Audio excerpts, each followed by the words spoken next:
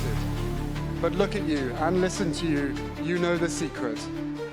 That in fighting, that in giving back.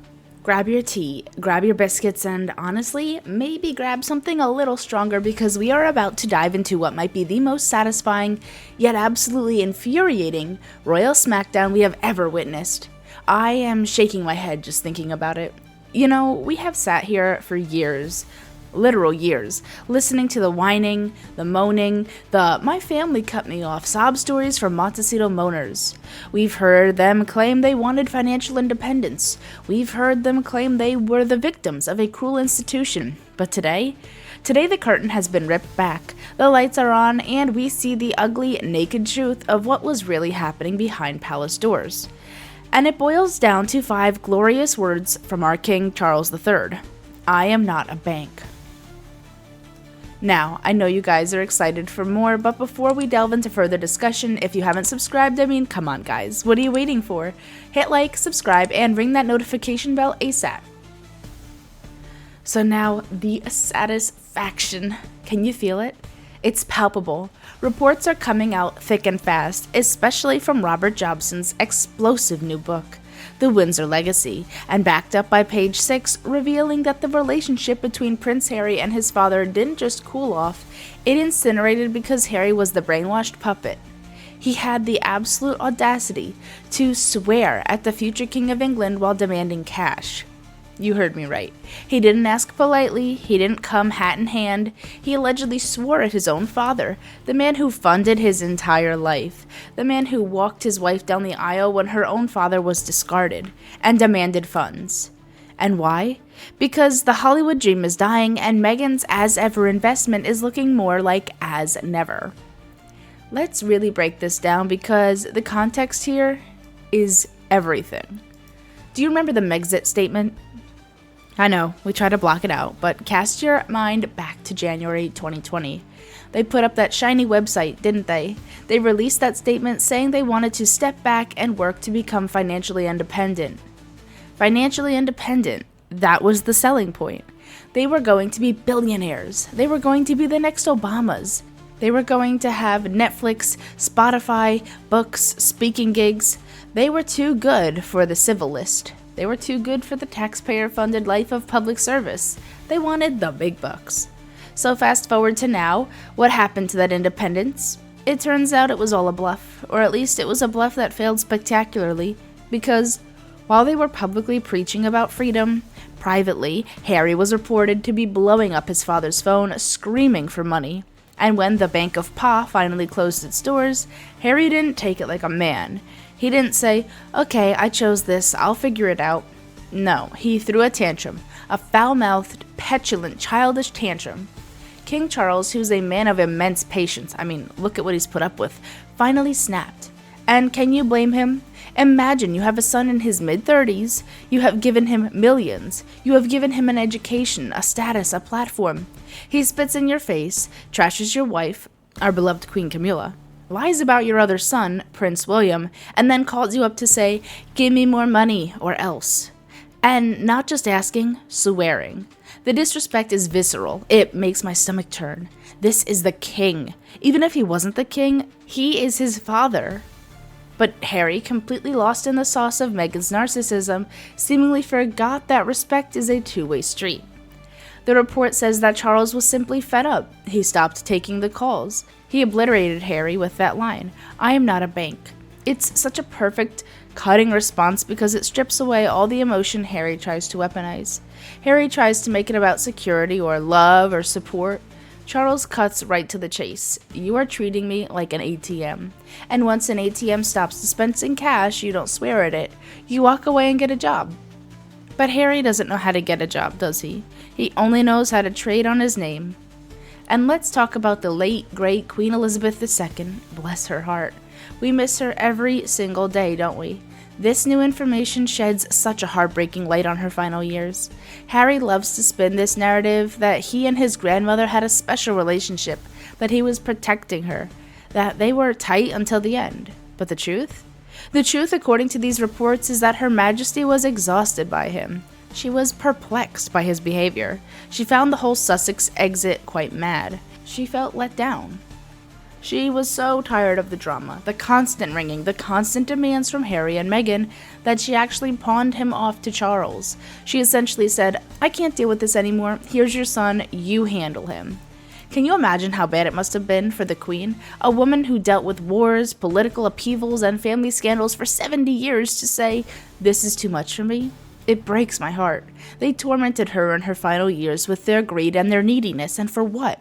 To fund a lifestyle in Montecito they couldn't afford? To prop up Meghan's failing business adventure? And speaking of failing ventures, let's connect the dots to this as-ever disaster. The prompt for Harry's rage, the reason he is desperate for cash, isn't just because he likes money, it's because they are bleeding it. We know the as-ever brand, or whatever it's called this week, American Riviera Orchard, the land of beige jams and wickless candles, is a flop. We've seen the reports, the inventory issues, the trademark troubles, the lack of a CEO. It's a money pit. Meghan thought she could just put her name on a jar of jam and become a billionaire. She thought the world was waiting with bated breath to buy her overpriced birdseed. But the world wasn't waiting. The world was laughing. And starting a business is expensive. You have to pay for the branding, the legal fees, the PR, and Lord knows they spend a fortune on PR, the manufacturing. If the money isn't coming in from Netflix because they're tired of the laziness, and it isn't coming in from Spotify because they got fired, where is it coming from? They need a bailout. They need an injection of cash to keep the lights on in the Olive Garden and to keep Meghan's delusion of being a lifestyle mogul alive. Harry goes back to the well. He goes back to Daddy. And when Daddy says no, the rage explodes. It is the entitlement on a level that is actually so hard to comprehend for normal people like us. We work for a living. If our business fails, we close it. We don't scream at our elderly patients to fund our bad decisions. But Harry has been enabled his entire life. And Meghan? Well, Meghan seems to believe she's owed the world. What Meghan wants, Meghan gets, right? That was the mantra. That was the warning Harry yelled at the staff before the wedding. And look where it got them. It got them exiled. It got them isolated. It got them cut off.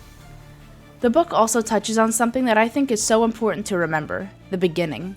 We have to remember that this narrative they spin, that they were never welcomed, that the family was cold, that they were set up to fail, is a lie, a total fabrication. Robert Jobson writes, and we all saw it with our own eyes, that Queen Elizabeth welcomed Meghan. She was excited. She saw a beautiful, articulate, biracial woman who could modernize the monarchy and connect with the Commonwealth. We all thought that. I remember being excited. I remember thinking, wow, the Fab Four, this is going to be great. Meghan had the world at her feet. She had the goodwill of the Queen, the support of Charles, who walked her down the aisle, and the adoration of the public.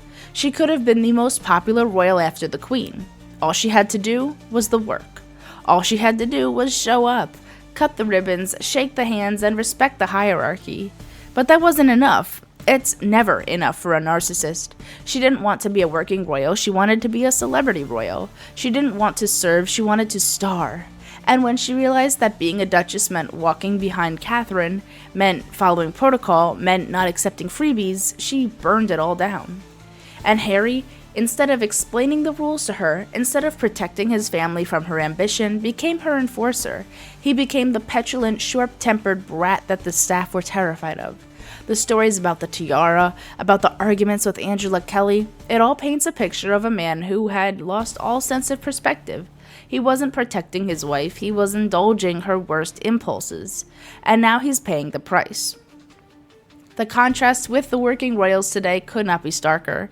While Harry is reportedly screaming at his father for money to fund Meghan's failed jam venture, look at what William and Catherine are doing. They are dignified. They are silent in the face of these attacks. They are raising their children with values. William doesn't treat his father like a bank. He treats him with respect due to a king and a father. He is prepared to lead. He is stepping up while his wife recovers and his father battles illness. That is what a man does. That is what a prince does. Harry, on the other hand, is a cautionary tale. He's what happens when you let resentment and entitlement drive the bus. He has lost his home, Frogmore Cottage, gone. He has lost his honorary military titles. He has lost his HRH style. He has lost his popularity, and now he has lost the Bank of Pa. The final safety net is gone. The king has effectively said, "You're on your own." And that must be terrifying for them, because without the royal connection, without the bankrolling, who are they? Just two middle-aged reality stars with a lot of overheads and no talent. I have to wonder, what does Meghan think of this? She married a prince. She thought she was marrying into a bottomless pit of gold. She thought she was getting the keys to the kingdom. Instead, she got a man who was cut off, angry, and legally entangled in lawsuits he can't win. Do you think she's happy about this "I'm not a bank" comment? Do you think she's soothing Harry's brow? Or do you think the plates are flying in Montecito tonight? I suspect the latter, because if Harry can't provide the lifestyle she demands, his utility to her drops significantly. This is the beginning of the end for their financial independence charade. They are realizing that independence is hard, it's stressful, it requires actual work, not just selling out your family, and King Charles has done the most loving thing a parent can do in this situation. He has employed through love. He has cut the cord. He has said no more. By refusing to be a bank, he's forcing Harry to face reality. It's a harsh reality, but it's the only one that might, just might, wake him up. Though with Meghan whispering in his ear, I doubt he'll wake up anytime soon. He'll just get angrier. He'll play the victim harder. He'll write another book. But the well is dry, Harry. The bank is closed. I am so proud of King Charles for standing his ground. It couldn't have been easy. No father wants to estrange his son, but Harry left him no choice. You cannot abuse people then demand their money. That is not how the world works. And it is certainly not how the monarchy works. You are either in, serving the crown, or you are out, paying your own way. You can't be half in, half out with your hand in the till and your foot in Hollywood. So to King Charles I say, bravo, sir. Stay strong. Keep the vault locked. And to Harry and Meghan, good luck with the jam. You're going to need to sell a hell of a lot of it to keep the lights on now that the Bank of Pa has officially revoked your card. What do you think, neighbors? Are you as cheering for the king as I am? Do you think Harry will ever learn, or is he too far gone? And what about Meghan's as-ever disaster? Is this the final nail in the coffin for their brand? Let me know in the comments below. I read every single one, and I can't wait to hear your take on this royal smackdown. Don't forget to like, subscribe, and hit that bell so hard you never miss a tea-spilling session. Until next time, keep your chin up, keep your standards high, and remember, we are not banks for ungrateful relatives. Ta-ta, and bye for now.